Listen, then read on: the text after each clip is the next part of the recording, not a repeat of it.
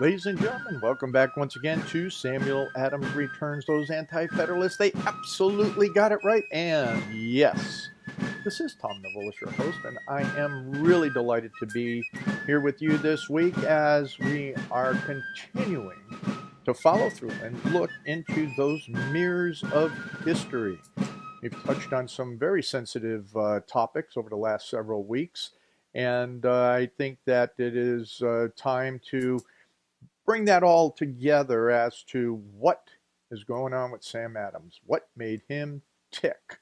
And we are going to talk about another book that I just started putting together that is, how do I want to say it? I'm not giving you the title yet, but what I'm doing is taking and looking at Sam Adams' Masters Thesis.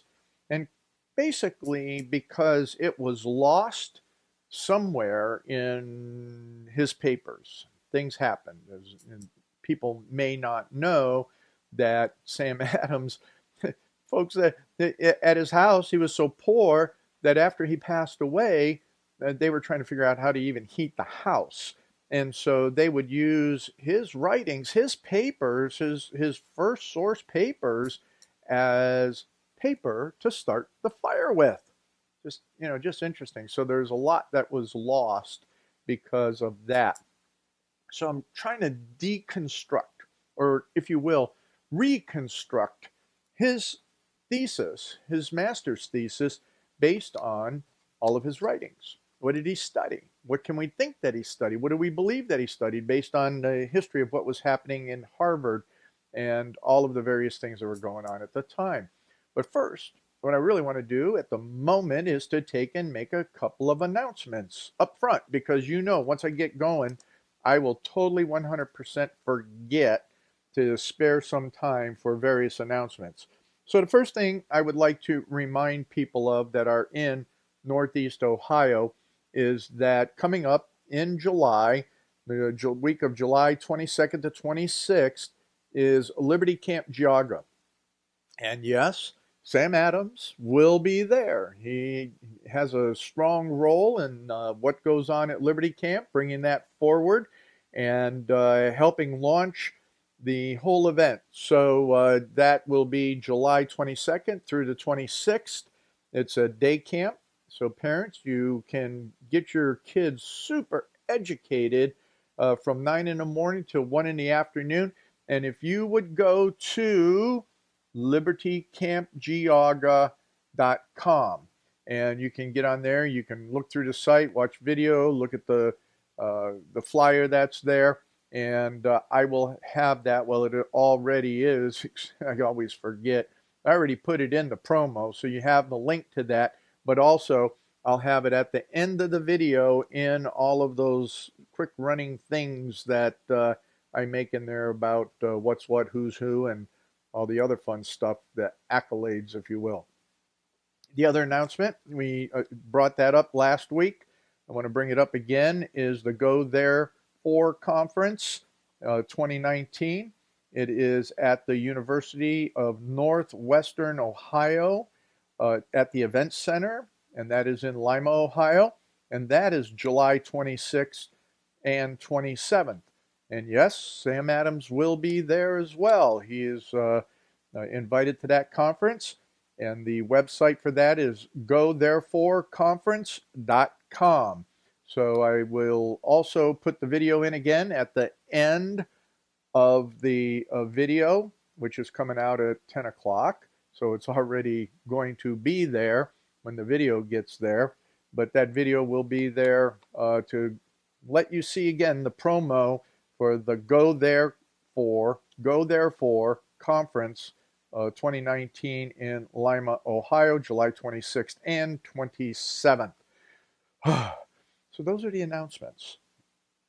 Now, where I want to go with all of this is to kind of talk about a little bit good old Sam Adams and some of his cohorts, and his cousin John in particular wrote about Sam often. Now, what did he write? He was writing something that captivated me for today's program, and we're going to stay on this theme quite a bit as I was looking at the thesis that Sam Adams wrote for his master's degree. And as you well know, he gave that master's dissertation in Latin. So that's another reason that I really can't get into it for you, because it was originally given in Latin. And all of the hierarchy of the Massachusetts colony was there. And he shocked them to the extent that they said, we will have to watch this young man.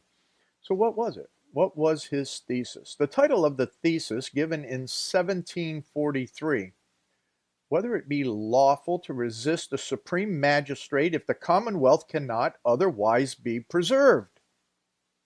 Wow. What? How do you do that? How do you get away with that? How is it that it's acceptable based on the whole idea that, wait a minute, that he was a Puritan, he was a Christian. Everything that was happening at Harvard was based on Christian beliefs and principles and raising up pastors. And he came up with this title that's called, whether it be lawful to resist the supreme magistrate if the commonwealth could not otherwise be preserved. That is phenomenal. It is striking as to how did that come about. Well, a lot of it was because Sam Adams did study history. He and his peers studied history. They studied the Bible. They studied those reformers during that Reformation period who understood what it meant to take and resist evil and be able to articulate it from a biblical point of view, what that resistance means and what it should look like. So we're going to be getting into that. Kath, where are we at on time? Oh, okay, I got a little bit of time to ramble on here. But let's start out with something that I wanted to capture and is going to be the essence, especially within the second and the last segment. We'll carry through on that. But John Adams, not Sam. John was writing about Sam. So this was in 1817, is that John Adams was writing about James Otis, Sam Adams, and John Hancock. And these were to Willian Tudor as a series of letters that were very, very interesting.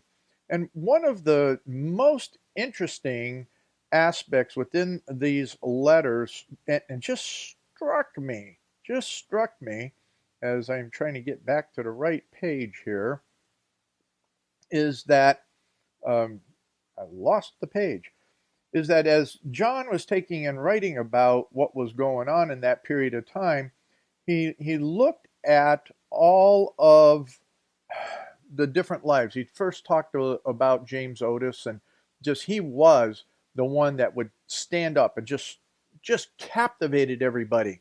And Sam Adams was more the writer. James Otis was the orator. But as he's talking about Mr. Hancock, this paragraph is what we're going to really drill down on this week. He's talking about Hancock, and he says, you know what, I'm not going to be writing a biography. He said that's going to be impossible to do for Hancock because it would take so many volumes. But he says, in reflecting on that he should have shown him more respect during his lifetime. And one of the things that it goes on to say here is, quote, but if statues, obelisks, pyramids, or divine honors were ever merited by men of cities or nations, James Otis, Samuel Adams, and John Hancock deserve these from the town of Boston and the United States. Such adulations, however, are monopolized by profligate libelers, by cringing flatterers, by unprincipled ambition, by sordid avarice, by gripping usurers, by scheming speculators, by plundering bankers, by blind enthusiasts, by superstitious bigots, by puppies and butterflies, and everything else but honor and virtue. Hence, the universal slavery of the human species. With all of that, hence, the universal slavery of the human species. He goes on to say, hence, a commentary on the well-known and most expressive figure of rhetoric, quotes, "It grieved the Almighty at his heart that he had made man," end quote. And John Adams continues, "Nevertheless, this is a good world, and I thank the Almighty that he has made man." So with that alone, what I'm intending to do today is to be able to dissect that section. We're going to do that in the next segment, in segment number 2, because so many people have told me over time that, Tom, we don't read those early writings. We don't even read the whole thing around the Federalist or those anti-Federalist papers or any of those original writings and sermons and all of that, because we don't understand the words. And I go, yeah, you're right. Most people don't understand the words because we use all this other stuff, all this other fake language, if you will, because people cannot comprehend the words that were so commonly used in the day. So I'm going to dissect those words for you. I'm going to take and bring them by definition into what that all meant and how that all reflects in the mirror of history right now in the very present. It's just important to know and understand that that paragraph that I read, especially on those that adulations are monopolized by, and then the list of the by just gets really interesting as we go through it all. So let's jump back a little bit as to Sam Adams' education on this, whether it be lawful to resist the supreme magistrate if the commonwealth cannot be preserved.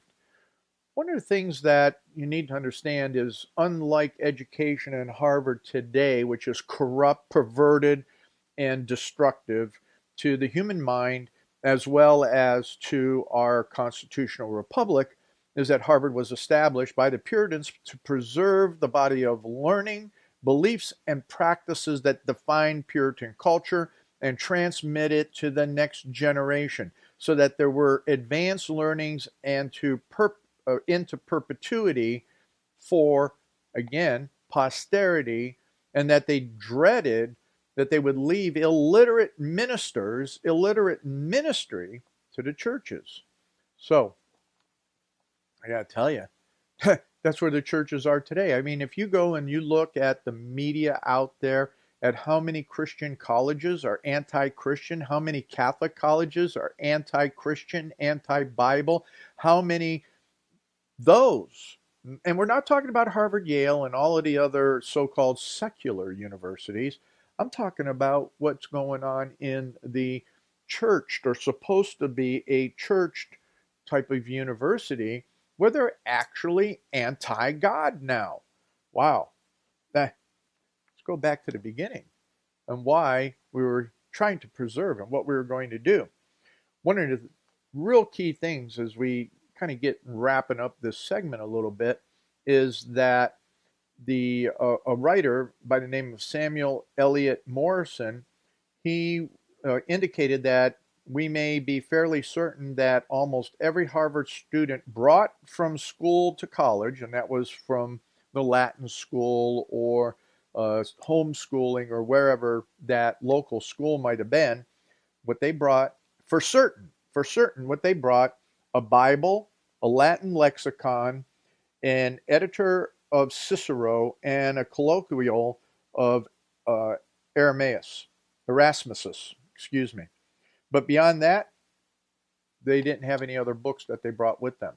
So we're going to talk about that. I'm going to recap that as we get into the next segment on the education of Sam Adams, what they brought, why they brought that. Very important. And to the fact that except for those students that have a solid functional faith, how many take their Bibles with them, their Greek lexicons with them? Well, we know for certain that Samuel Adams did, and we know for certain that his peers, the anti-federalists, did, and we know for certain that you're going to come back in the second segment because Samuel Adams is going to return. Ladies and gentlemen, welcome back to this second segment of Samuel Adams Returns. Those anti-federalists, they did. They absolutely got it right. And this is Tom Navolis, your host. And one of the things that I really would like to do that I just got into so much last couple of weeks is just to remind you that those folks at Liberty Works Radio Network have been hosting me on this program for years. They've been doing fabulous. They're just gracious, gracious hosts. But yes, they do. They need you. They need you to take the time to look at all the other programming that's out there and available on Liberty Works Radio Network. And so check out everything else that's going on. And please find that button. Yes, that button that does what?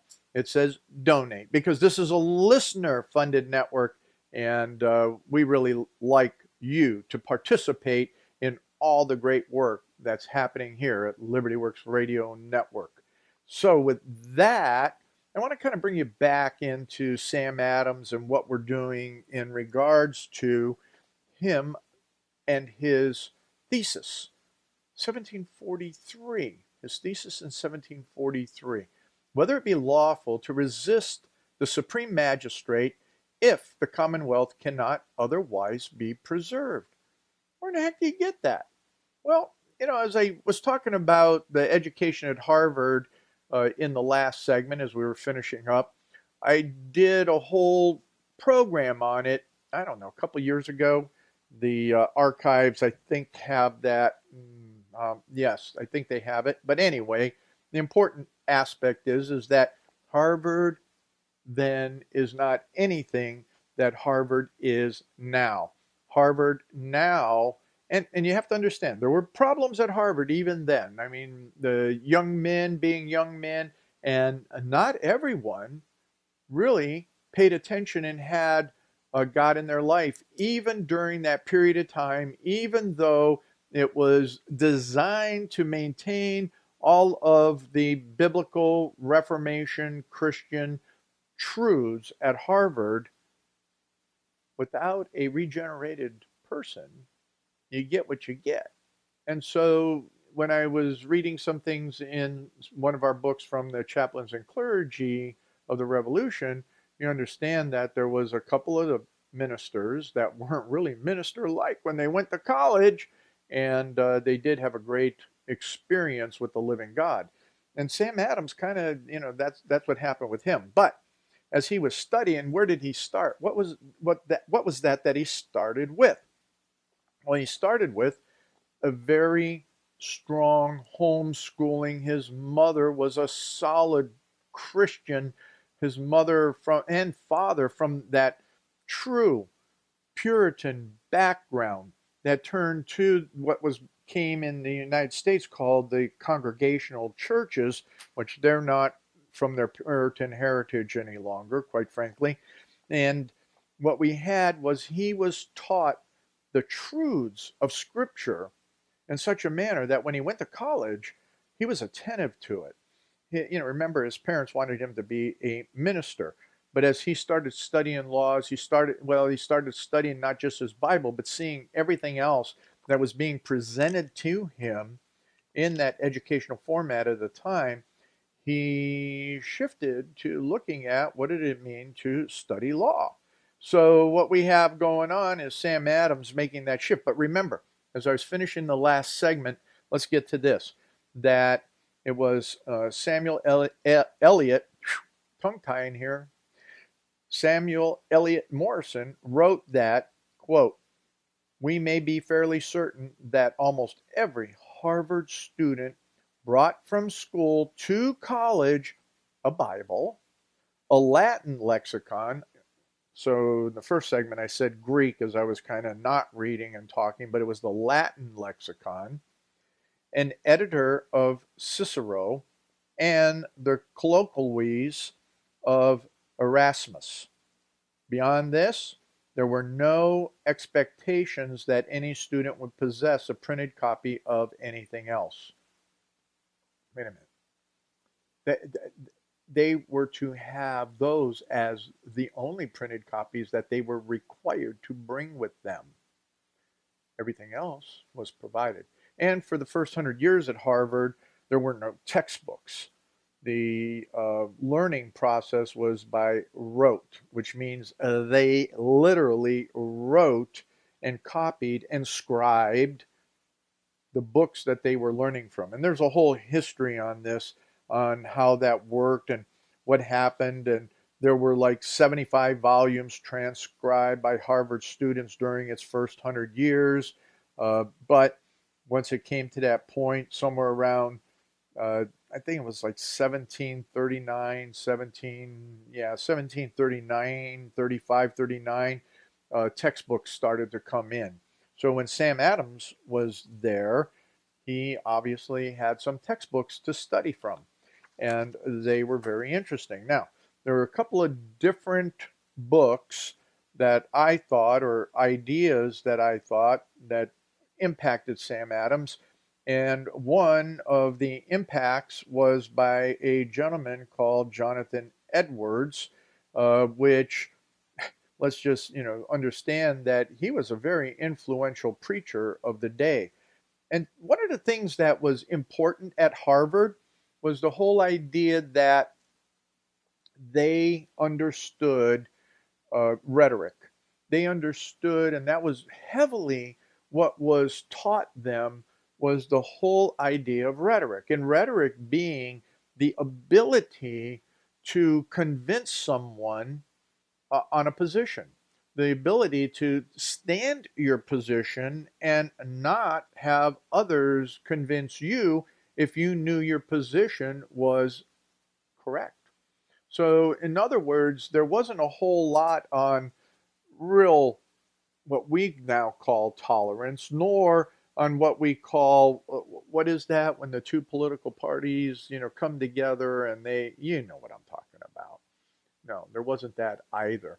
It was taking a position, a strong position.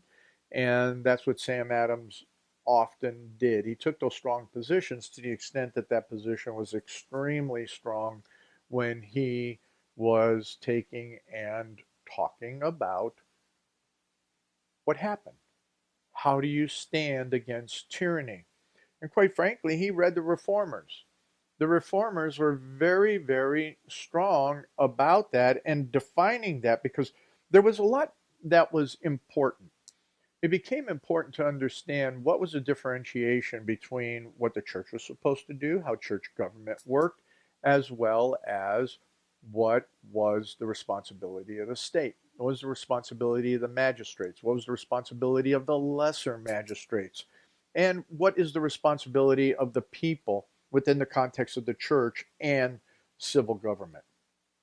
This was the argument that is still today. It's a question still today. You would have those that what brought about a lot of the Reformation was that the church and the civil government were so intertwined, to the extent that during that period or earlier, that the Pope had his own armies, and that he would go to war no different than any other country's sovereign. And others were country sovereigns that would go to war for the Pope. And they were so intermixed that a lot of the priests, and especially the bishops, they were bringing in the coin and they were taxing, they were doing all of the different things, they were selling indulgences. It also got into the whole idea of how are you reaching God and what does it mean regarding salvation.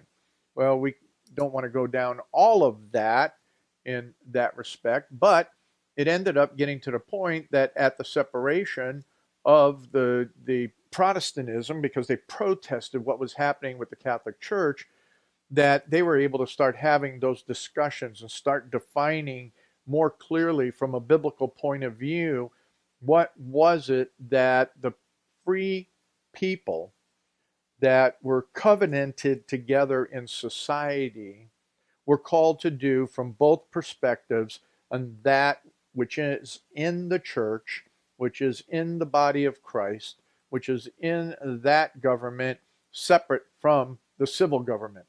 What does that mean? And what does it mean for the civil governors to ensure that what? The church can live in peace, that the gospel is not thwarted, that evil is not prevalent, that evil does not win over and subjugate the church. And really, that's what it came down to. That's what the reformers ended up talking about, especially those in England and in Scotland and those in Switzerland and France. So we can go through the whole list, and I've gone through some of those lists of who those reformers are. And in the third segment, I'll bring up one of the reformers that I think was very impactful just by virtue of the subtitles, the chapters within the paper that he wrote on basically Christian resistance. And it's very, very interesting to understand that one title that's in there on a chapter is almost the title of Sam Adams Masters work.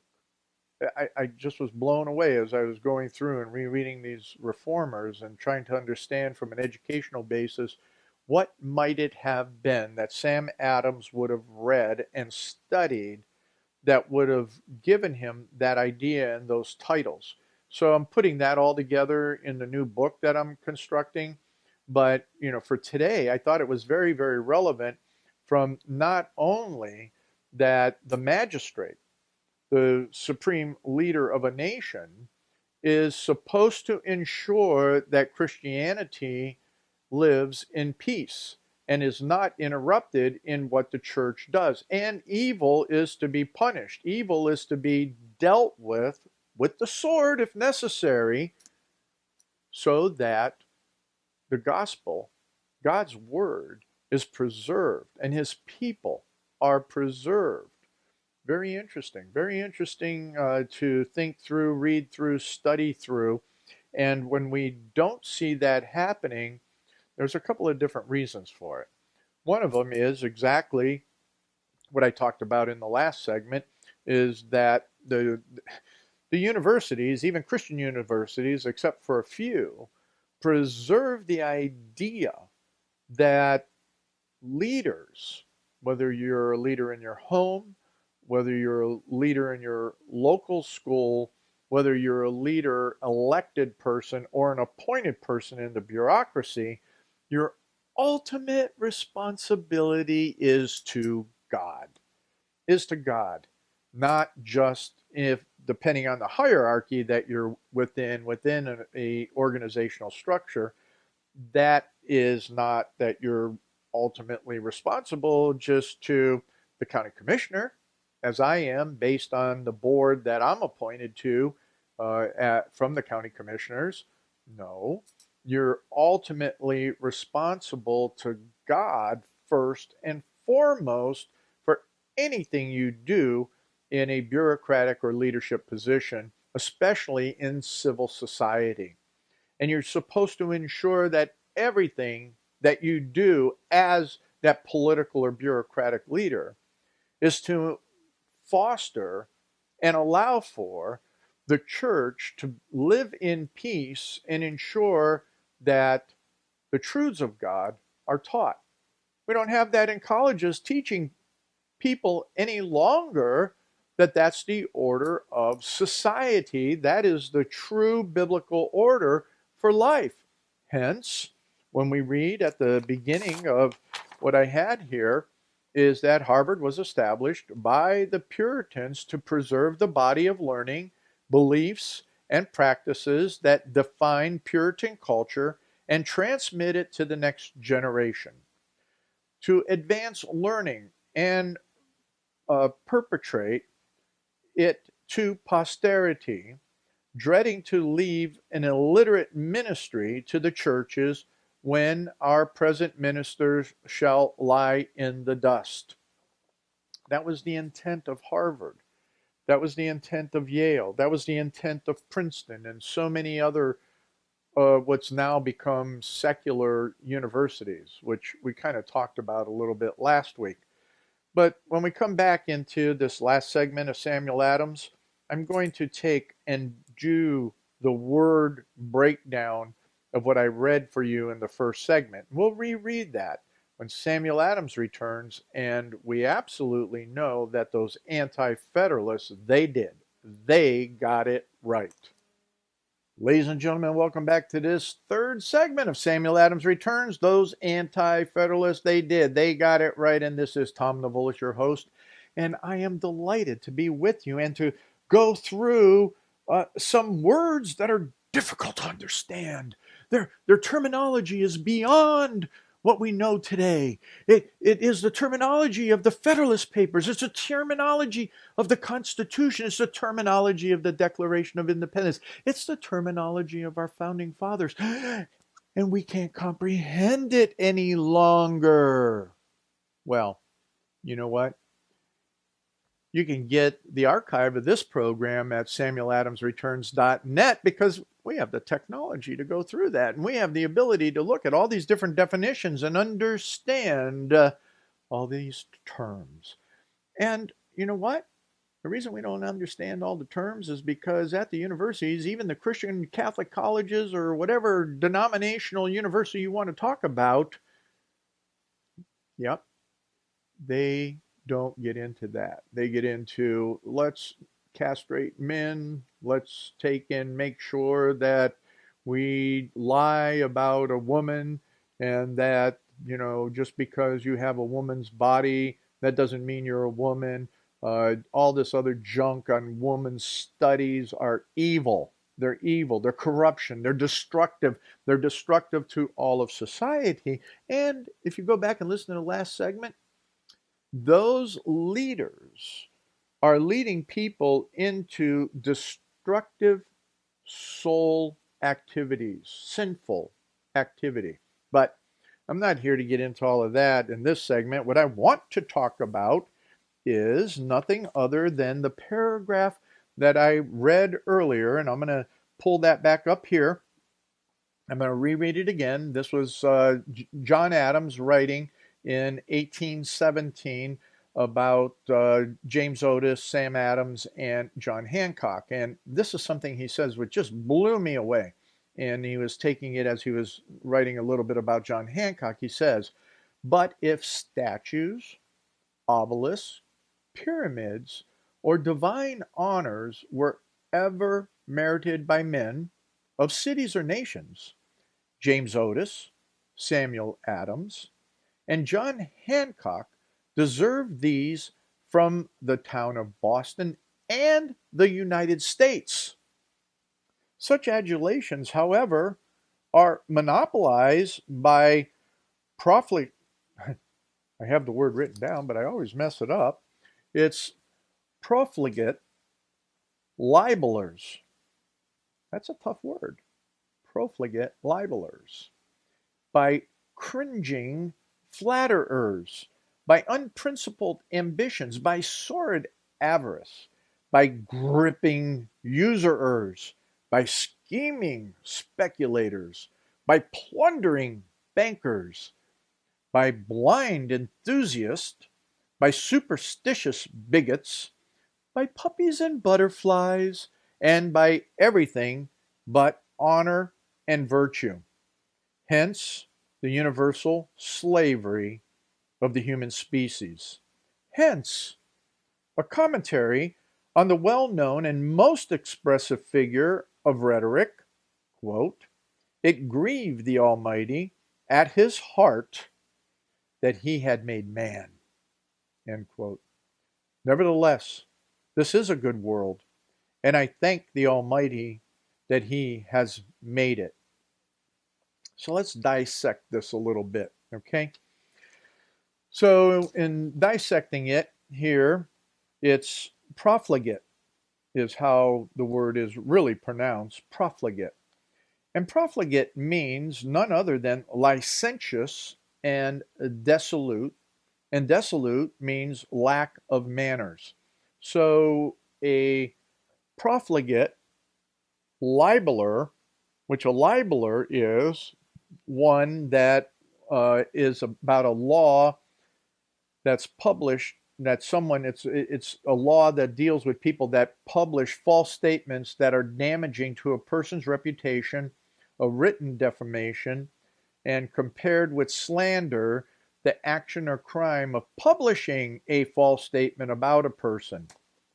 So what we have right off the bat that John Adams says, instead of the likes of Sam Adams and James Otis and Hancock receiving adulations, which means great rewards, the hoorahs, everything that should be there, the praise and honor for all the work they did, it goes to and is monopolized by these licentious, lacking manner, law-breaking, false statement makers, damaging a person's reputation, and they even wrote it in defaming their character, and it's really an action and crime of publishing false statements about a person. My goodness gracious. Let's see. Is that called Russia, Russia, Russia? Oh my. Is that called what happened to Mr. Barr with the Democrats this past week? Oh, my goodness. How interesting. One of the things that before getting into the rest of the words here, is that I always say, nothing new under the sun. And that comes right out of Proverbs. Nothing new under the sun as you listen to this and as you read it in the notes that are there at samueladamsreturns.net for today's program. So that's the first one, is the, here we have this licentious lawbreakers. Next, it goes on to cringing flatterers. Cringing flatterers. That's who gets the adulations. Cringing is bending one's head in fear or a servile manner. And then the flatterers are bootlickers, stooges, yes men, brown nosers, and what do they? It's like, oh my, how much are we seeing that? What are we seeing that happen is that what we have from the globalist perspective, as we bring these mirrors of history around, is what we're seeing is the congressmen and all of their minions and all of the minions for the globalists, the socialists, the communists, the Soros, and all of the others. Yes, they are. They're cringing flatterers. They're bending their heads in fear or servile manner, and they're nothing but yes men, bootlicking, brown nosers. Okay. Then he goes on to unprincipled ambition. Well, I don't really have to go into the early definitions of unprincipled. Unprincipled is just that. They have no principles. They don't have anything that they stand on or stand for. They're hollow. They're empty. Their whole system of life has no value, or what it is everything to tear down everybody else's values. And they're ambitious. Unprincipled ambition. Nothing new. You see that all over the place. All right. Sordid avarice. Sordid avarice. Think about this as you think about all of those people in the Senate or the House, or even people in your local government, or people on the school board, or people just in general that are in either the bureaucracies or anything from local government to the national government. Education, those that are in sordid avarice. Sordid. Involving ignoble actions and motives, arousing moral distaste and contempt. And avarice is extreme greed for wealth or material gain. So what we have are all these people that have ignoble actions and motives, the morally distasteful with extreme greed for wealth and material gain. And then that gripping usurers. Gripping usurers. So gripping, that effective form of control over something. And a usurer, a person who lends money at unreasonable high rates of interest. Oh my goodness. You take that one and you just look at what's happening out there in so much of commerce, in so many other ways of, anyway, we won't even get into that one too much further. Let's see, what else do we have here? Scheming speculators. This is a fun one. Scheming speculators. Okay, scheming. Given to or involved in making secret and underhanded plans. That's what scheming is. Okay, and the speculators, I really looked at the definitions based on how it was used in the historical context of what he was dealing with at that time in reference to Sam Adams, Otis, and Hancock. And the definition that fits it the most is a person who forms a theory or conjecture about a subject without firm evidence. There was a lot of that going on. And there, even today, I mean, look at what's happening in all of our media, what's happening on the whole Democrat side of our government.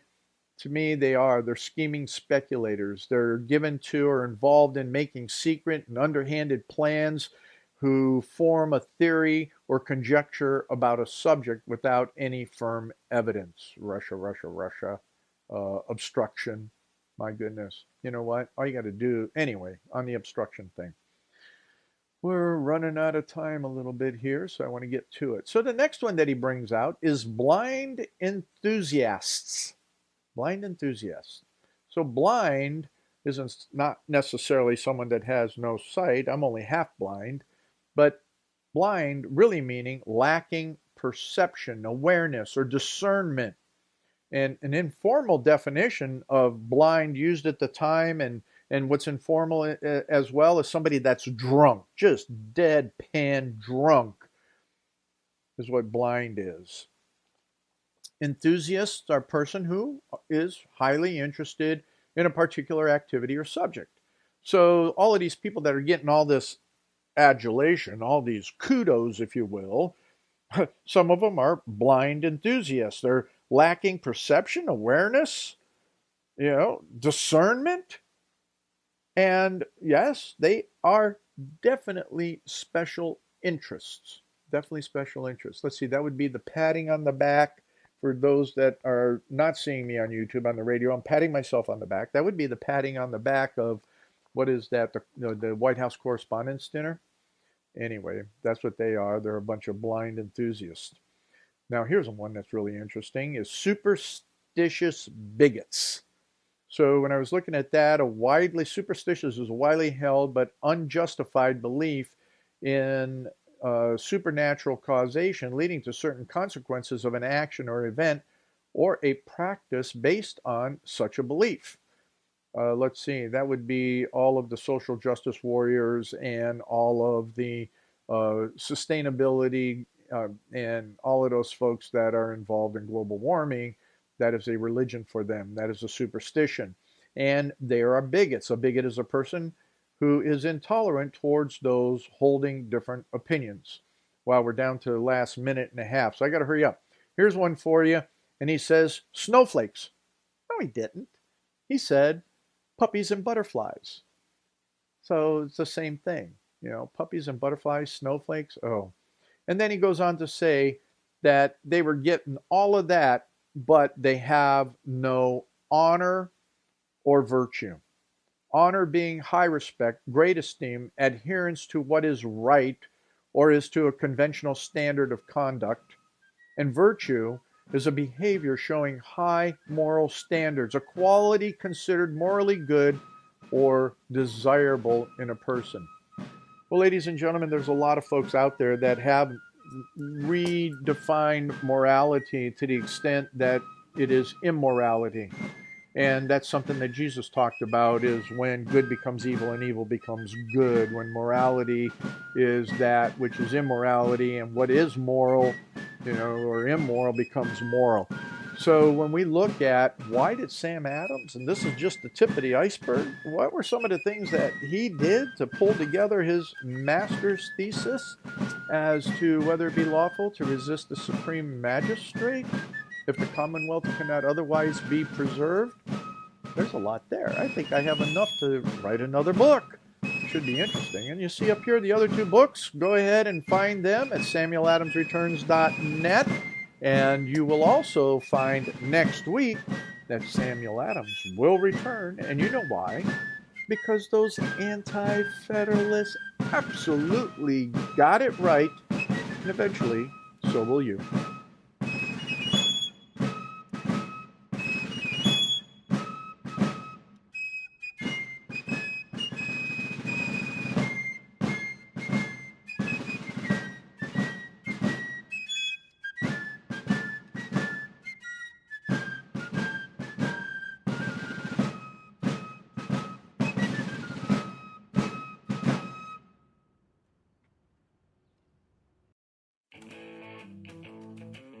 Hi friends, Pastor Mike Spaulding here to tell you about the Go Therefore 2019 conference.